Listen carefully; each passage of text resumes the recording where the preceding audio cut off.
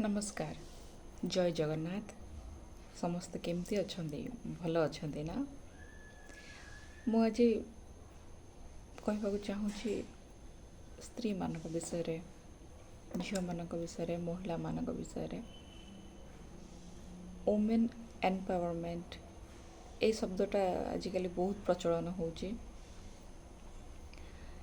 किछि दशंधि रु ए शब्दटा बहुत लोकप्रिय शब्द हो जाइए बोधे, किंतु कौन यार अर्थ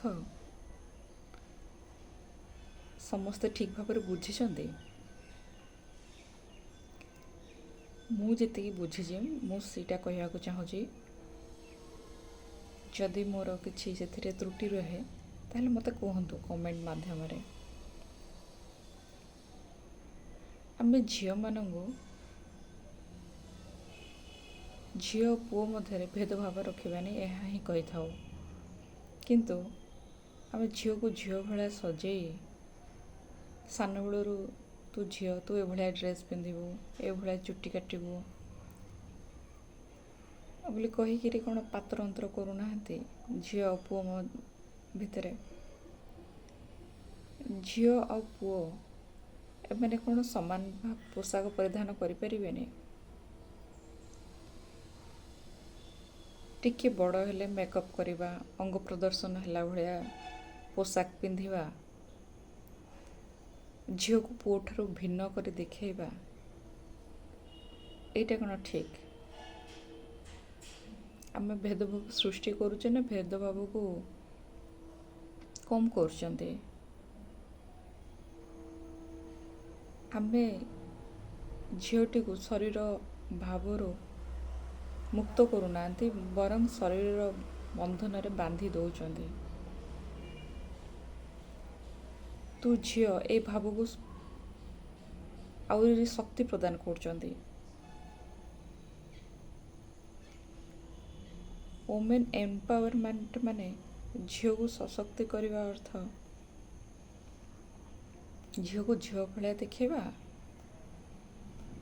आ झील को झील भाया ड्रेस पिंधेबा, जमती झील मान स्पेशल अलग ड्रेस थाए, घाघरा चोली हो कि साड़ी हो।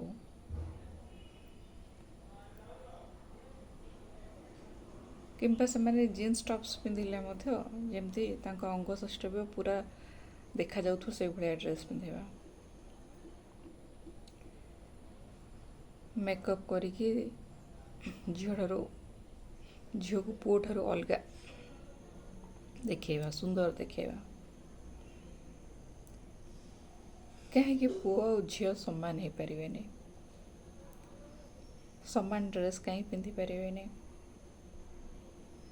हाँ, झील शरीर गठन पुओ ठारू अलग थाए, तो किसी अलग हो पारे, ताको पूरा अलग करी देखा कौन जरूरी निहाती? मु कहवा अर्थ झील को पुओ ठारू कौन कम नुहे, सेटा जानापी हेले भेदभावटा को कम करने को पड़ो। सेटा सजबाजरे हो कि पोशाक पत्र रे हो, ड्रेसिंग सेंस रे भी हो। हाँ, सामान्य मेकअप कले टिके भल लगे, कॉन्फिडेंस आसे, ठीक अच्छे, निज आउ टिके भल देखेबा उचित,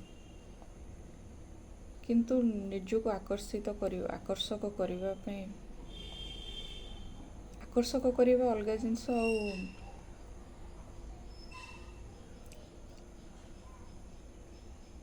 जनकर आदिम प्रवृत्ति को जागृत करने अलग जिनस।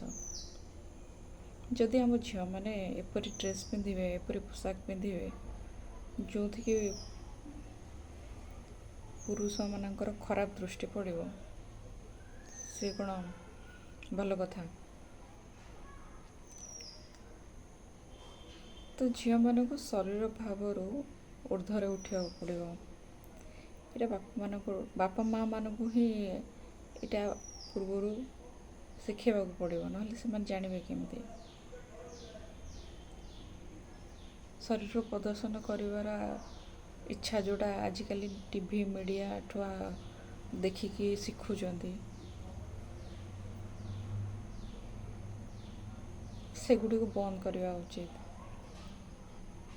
ସାମାନ୍ୟ ଭାବରେ ଜୀବନ ବଞ୍ଚିବା ଦରକାର। ଓମେନ୍ ଏମ୍ପାୱରମେଣ୍ଟର ଅର୍ଥ ଏହା ନୁହେଁ ଯେ ଝିଅମାନେ ଅଶ୍ଳୀଳ ପୋଷାକ ପିନ୍ଧିବେ, ପୁଅମାନେ ମଦ ସିଗାରେଟ୍ ପିଉଛନ୍ତି ମାନେ ଝିଅମାନେ ତାଙ୍କ ସହିତ ସମାନ ହେବା ପାଇଁ ମଦ ସିଗାରେଟ୍ ପିଇବେ। ଓମେନ୍ ଏମ୍ପାୱରମେଣ୍ଟ ମାନେ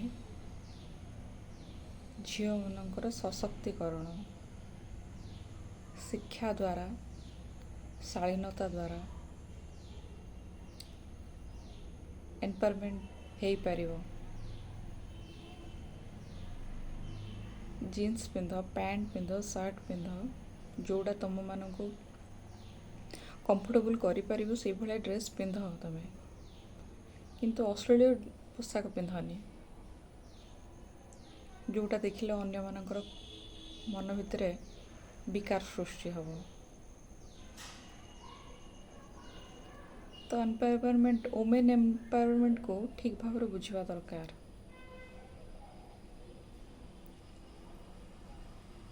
ସ୍ତ୍ରୀକୁ କେବଳ ଶରୀର ଭାବରେ ନୁହଁ, ଗୋଟେ ବ୍ୟକ୍ତିତ୍ୱ, ଗୋଟେ ମଣିଷ ଭାବରେ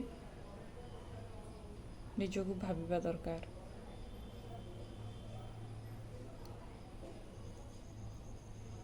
ଯଦି ଏଇ ଜିନିଷ ଭାବିଲେ ମୁଁ ଭାବୁଛି ସମାଜର କିଛି ଉନ୍ନତି ହେଇପାରିବ। ଯେଉଁଟା ପ୍ରଥା ପ୍ରଚଳିତ ହେଇ ଆସିଛି ସେଇଟା ସବୁବେଳେ ତ ଠିକ୍ ନୁହେଁ, ତାକୁ ପରିବର୍ତ୍ତନ କରିବାର ଆବଶ୍ୟକତା ରହିଛି। କ'ଣ ଆମେ କରିପାରିବା ସମସ୍ତେ ମିଶି? ଯେଉଁଟା ରୂଢ଼ିବାଦୀ ଆମେ ଭାବି ଆସୁଥିଲେ, ଯେଉଁ ପ୍ରକାର ଚିନ୍ତାଧାରା, ଝିଅମାନଙ୍କର ରହଣି ସହଣି କେମିତି ହେବା ଦରକାର, ଓମେନ୍ ଏମ୍ପାୱରମେଣ୍ଟ ନାଁରେ ଝିଅମାନେ ରାଉଡ଼ି ହେବା, ପାଟି କରିବା, ଝଗଡ଼ାଲୁ ହେବା, ମଦ ସିଗାରେଟ୍ ପିଇବା, କାହାକୁ ଡରିବାନି, ଏଇଟା ନୁହେଁ। ଶାଳୀନତାଟା ଓମେନ୍ ଏମ୍ପାୱରମେଣ୍ଟ ହେଇପାରିବ। ସଭ୍ୟ, ଶିକ୍ଷିତ, ମାର୍ଜିତ ପୋଷାକରେ ହଉ କି କଥାବାର୍ତ୍ତାରେ ହଉ, ଏଇଟା ହେଇପାରିବନି କି ଓମେନ୍ ଏମ୍ପାୱରମେଣ୍ଟ?